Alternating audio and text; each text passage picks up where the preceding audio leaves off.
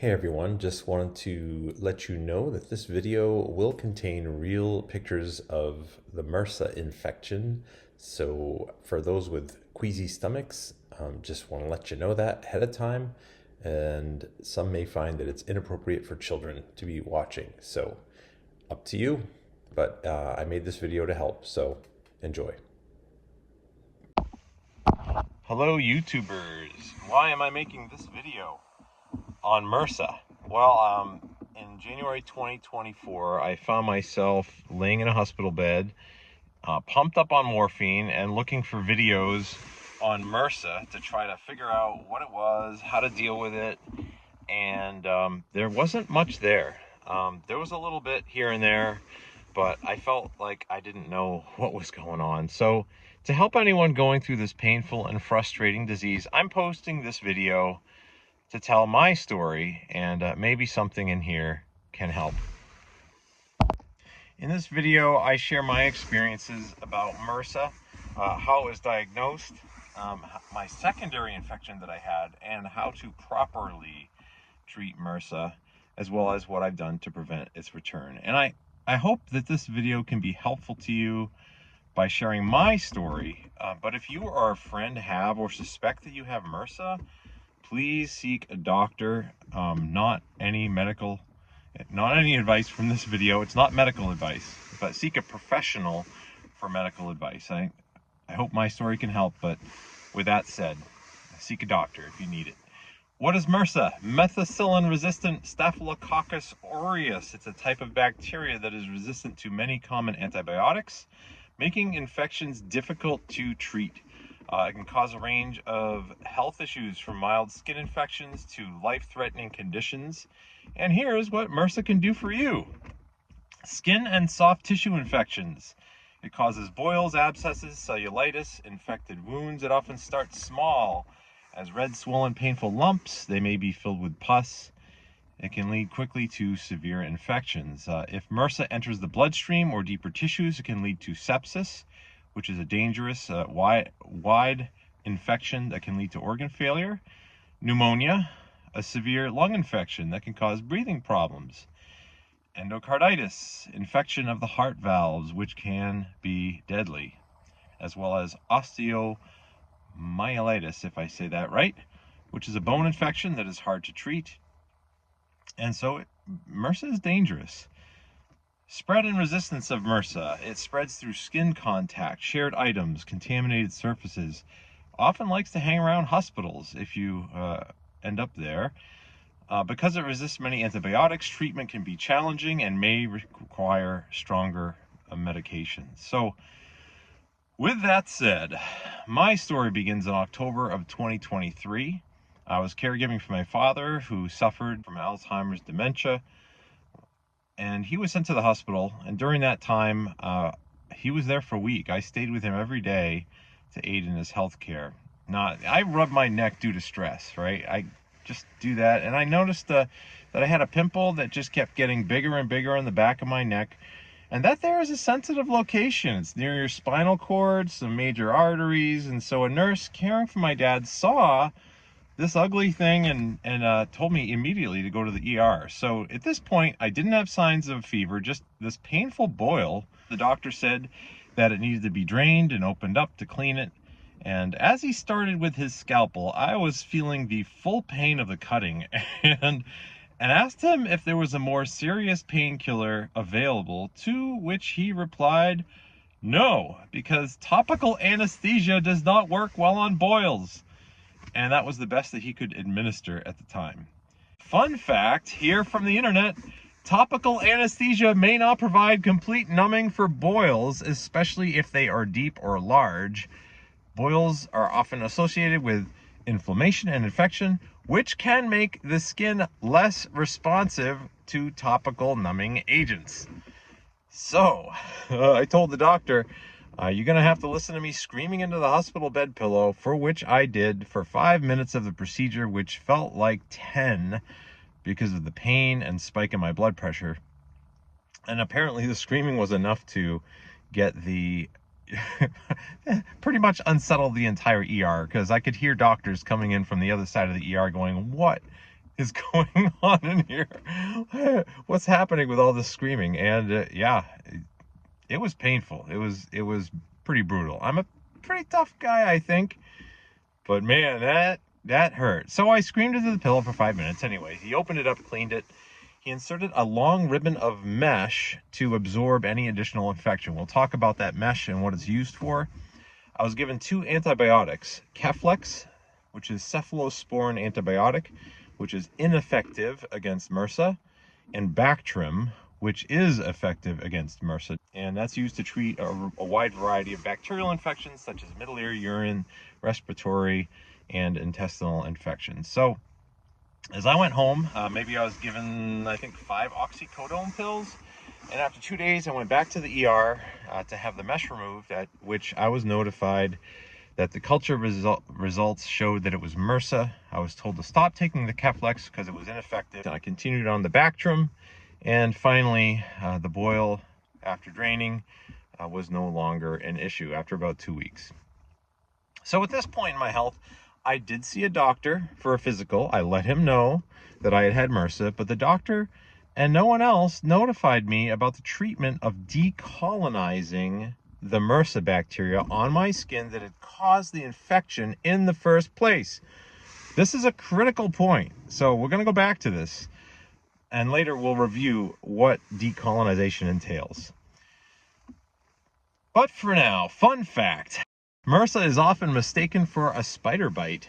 According to the Southeast Georgia Healthcare or Health System Sports Medicine blog, MRSA is usually a mild superficial skin infection that may cause folliculitis, small abscesses, cellulitis, carbuncles, and tissue destruction. They typically develop spontaneously and are so frequently mistaken and diagnosed as spider bites that they often go untreated until they become dangerous. At its onset, MRSA is very hard to differentiate from common minor bites and abrasions, especially in children. So not until they take on a red ring, indicating infection called cellulitis, do people begin to realize this spider bite may not be what it seems. So let's get on to my secondary infection. That infection was much different and much more serious than the first one. And that infection started on December 29th, 2023. I was overseas on holiday when I was notified that my father was transitioning to the end stage of his life as he was in long-term care. So I immediately boarded a plane for home. Now, before I took the plane home, I didn't realize that I was already starting to get carbuncles in my armpits, and I got one inside of my nose, which is a big clue for those dealing with MRSA. With the stress of my dad dying after a few days, I developed 3 folliculitis pimples on my hands. In other words, pimples, again, that started in a hair follicle. And I thought a little about it, because that happens. So I tried to rub them from time to time, try to get them to drain and go away. And most did, but one did not. Didn't want to go away. It looked like a spider bite. It looked like just something was wrong with it. It was red and it was a little painful. And after 3 days, it started to swell, and the swelling started to go into the back of my hand. It started to feel burning and painful. I would take Tylenol to relieve the pain, but when the Tylenol wore off, that pain was strong. So the morning of day 4, it looked pretty bad. And after marking out the borders of the swelling, the local Ready Care prescribed me Keflex and told me that if it didn't show improvement after 48 hours to return for treatment. So over the next 48 hours, my symptoms were just a swollen finger, but it was extending into the back of my hand, which they had marked. And at this point, when the Tylenol wore off, I was in agony. Like, it literally felt like I took my hand, cranked it tight in a vise, and then lit it on fire with gasoline. Like, that pain, it was brutal. And at the end of 48 hours, in the absence of a fever, I was still in enough pain and moaning to get my wife to convince me to return to the Ready Care. And on returning, the doctor saw it. She noticed streaking down my arms, which I didn't notice. But she told me to hurry to the local hospital ER, which I did. The doctors there viewed my hand and discussed amongst themselves what was the best route to take. And as I waited, the effects of the Tylenol I've been taking wore off, and the pain was like 9.5 out of 10. My blood pressure shot up to 180 out of 100, 180 over 100, I should say. And that was the only time in my life that I had had pain near as painful as the bulging disc in my back. A specialist happened to be there. He took a look at my hand, and despite the fact that he was booked for other surgeries that day, he fit me in, and rather than just send me home with antibiotics, he felt that it was necessary to squeeze me in to clean out that infected area. And I was so happy to be put under anesthesia after just 5 hours waiting at the ER. I was already in surgery. So my hand was operated on, and a good amount of infection was cleaned out, not all of it, because it's pretty ugly. I was thrilled to get that quick treatment, but that was just the beginning of a month-long healing process. So my hospital stay lasted 3 days. Day 1 was the hand operation. A 2 to 3 inch incision was made to clean out the area. MRSA hadn't infected any of my bones, but it did infect the protective sheath on my finger, and that sheath needs to be scraped off because infection was starting in. A vancomycin IV was administered 3 times a day. This lasted for 30 days. Bi-weekly blood tests were done to make sure the amount of drug in my blood was adequate but not excessive, and that monitoring was necessary to reduce the risk of toxicity. But anyway, I regress. Day 2 of the hospital stay, a PICC line was installed so that I can continue IV treatments at home. So, what is a PICC line? Information from the internet says a PICC line is a peripherally inserted central catheter, PICC, PICC. It's a long, thin tube. It's put in your arm, and it goes right to the larger veins near your heart. Now, very rarely a PICC line could be put into your leg, but for my example, my situation, it was put in my arm. It basically gives your doctor access to the large central veins near your heart. The meds get to your blood quicker when it goes right into main arteries. And they don't have to put needles in you as often, and that can make your treatment much more comfortable because it goes right into the PICC line instead of poking another hole in your arm. So, fun fact, the entry point of a PICC line, should you get one, should not get wet so that you do not increase the risk of or likelihood of infection. Okay, so if you get one of those, don't get it wet. Wrap it with plastic wrap or something when you take a shower. Day 3 in the hospital was mostly in observation to make sure that infection wasn't worsening, and on the afternoon of day 3, I was released. Boxes of vancomycin and IV supplies had been shipped to my house. My wife administered these 3 times daily for the next 4 weeks. This is the IV that I was talking about. Every 8 hours, 5 a.m., 1 p.m., 9 p.m. And that vancomycin was inside of a pressurized IV ball that would take roughly about 1 to 1.5 hours to empty. And now that was painless, but a little tedious to keep the schedule, especially with one hand. It was impossible to clean the PICC line and to do all that by myself. I was prescribed hydrocodone for the pain, but after 4 or 5 days, I only needed Tylenol, which was really good. The burning had pretty much stopped once most of the infection was dead. Now, this left some pretty gooey-looking pockets in my flesh. It was pretty ugly. So, while I was at the hospital, I had no desire to watch the nurses insert these strips of cloth in my wound like I was talking about, and so I didn't pay attention. I just didn't even want to look at it. I don't like needles. I don't like that kind of stuff. But afterwards, I realized I got out of the hospital, I had to learn to pack it by myself. So I wish I had paid attention while I was at the hospital. So here are some pictures of what the first week were. And I felt that due to my inadequate packing, that infection just did not really improve. So I spoke to the surgeon. He looked at the 1 inch of packing that I put in the wound, and he asked, he's like, "Is that all you can fit in there?"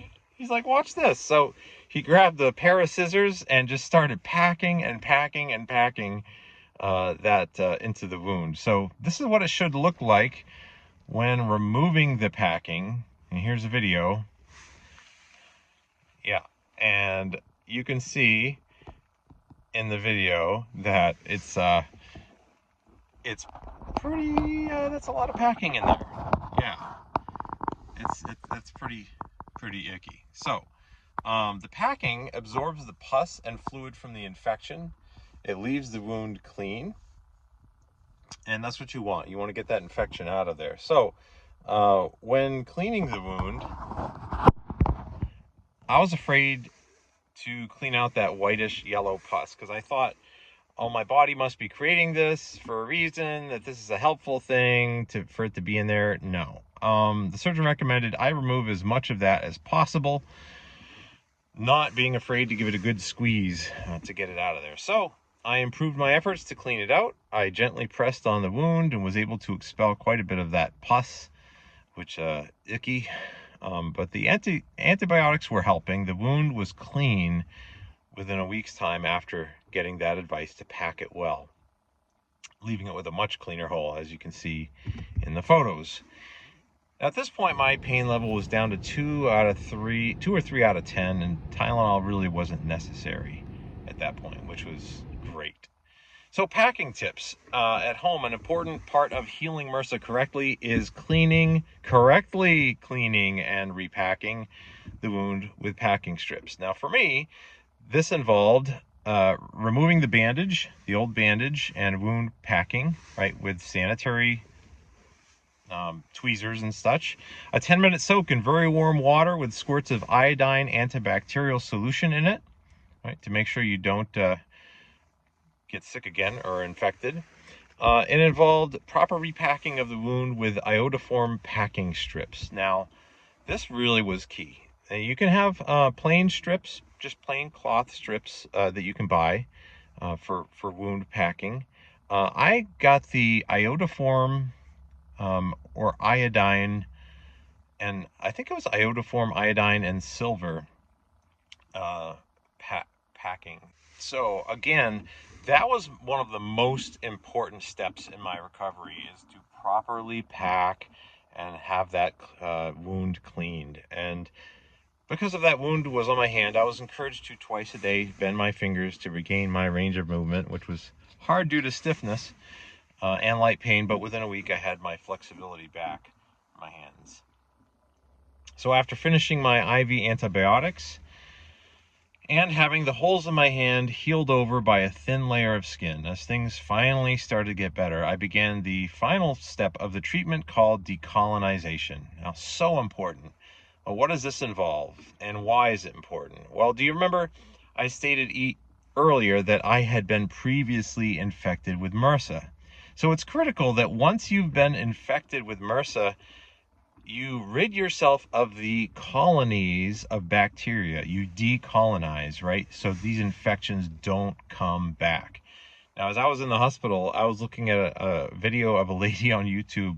Poor girl. She had mentioned that she had 16 recurrences of MRSA, which makes me wonder if she was correctly instructed by her medical team to decolonize, right? Something doesn't seem right there. So I don't think a lot of people know about that, or I don't think some doctors are trained in that or whatever. But what does decolonization involve? Well, for me, it was body wash, nose and cuticle care with a MRSA killing body wash. It was this red stuff, red antibacterial and antimicrobial liquid soap called Hibiclens. This was to be done for 7 days. Each day I would wash with this of the decolonization, and then once a week for 6 months as a precaution. Now, it's available over the counter at many major stores. As you use it, you're told not to allow it to get into your eyes and ears or privates, but just focus on your armpits, crevices where moisture can feed the bacteria, and other places where it won't hurt you. For my nose, an antibacterial cream called Mupirocin was to be swabbed in my nose 3 times a day for 30 days. Now, I was told MRSA loves to hide in the little front fold inside your nostrils. And so I was told to make sure I covered that as well. So when researching ways to apply it, these ways varied. Some say put a pea-sized blob in your finger, tuck it into the fold of your nostrils, and squeeze your nostrils to spread around the gel evenly, right? Others say put a pea-sized blob in each nostril with a cotton swab and spread that evenly. But I found that using that swab method made me realize how dirty my nostrils were. Ugh. So this was my thing. I blew my nose, I swabbed it clean with dry swabs, and then I applied the pea-sized blob of mupirocin to the lower parts of my nostrils, making sure I covered the front part, that front fold of it thoroughly, and just spread it up into your nose, but not too far up. Fingers and toenails were to be scrubbed with Hibiclens with a brush to try to get into those cracks. Rinsed thoroughly, dried, and then mupirocin was applied into the cracks with a clean toothbrush. Washing and bedding. Washing bedding and dirty clothes in bleach or hot water every day was part of the procedure. And any other clothes you use on a regular basis, your pajamas, whatever. Clean high-use surfaces with alcohol or bleach frequently. Keys, cell phones, light switches, countertops, etc. as part of that decolonization. I was directed to discard items I'd even taken from the hospital or used before my hospital visit, like soaps, shampoos, shavers, anything of a personal use that could harbor the bacteria. So, if you have MRSA, it's generally not recommended to pee in the shower because your urine could potentially spread to the shower surfaces and can contaminate it for others, even if you clean it afterwards. So it's best to have good hygiene, try not to pee in the shower, and avoid sharing showers if you have a MRSA infection. Or at least let them know that you have MRSA, right? MRSA, again, as we mentioned, it spreads primarily through direct contact with infected skin, body fluids, including urine. So if you don't have visible sores, the bacteria can still be present in your urine, and being in the shower, it can happen. But it could contaminate the shower floor and surfaces, again, allowing that bacteria to spread to others who use the same shower later. So, hygiene practices. If you do pee in the shower, I'm talking way too much about this. Make sure you clean the shower immediately afterwards with disinfectant. Even using, if you can use a separate toilet from others in your house, that's probably a good idea to minimize the risk of spreading the bacteria. And always wash your hands thoroughly with soap and water after using the bathroom. If you can use an antibacterial soap, that's recommended. If you're sharing a bathroom, again, let others know that you have the MRSA infection so that they can take precautions. So, more on a supplement of the National Institute of Health posted. This supplement apparently fights MRSA. According to the National Institute of Health, it's called Bacillus subtilis. And this is a probiotic. It doesn't kill MRSA, but it can reduce the amount of MRSA in your gut as well as on your skin. And that's something the National Institute of Health recommended. So if you find yourself having to go to the hospital for dialysis, or for like with me, I had to visit my dad in the hospital for a solid week to make sure that he was well taken care of. You could take this Bacillus subtilis probiotic, and hopefully it would help prevent the MRSA infection from taking hold on you. So, hand washing and all the other things that I was told I posted in this video. I hope that this helps somebody. I know it's a long video. Thank you for your patience. I'm sitting here in my car in Arkansas. I'm visiting family, but it's been about a year since I've had this as I post this video. And I want somebody else. I was just so thankful to be alive. I was so thankful to my surgeon, to the medical staff that cared for me.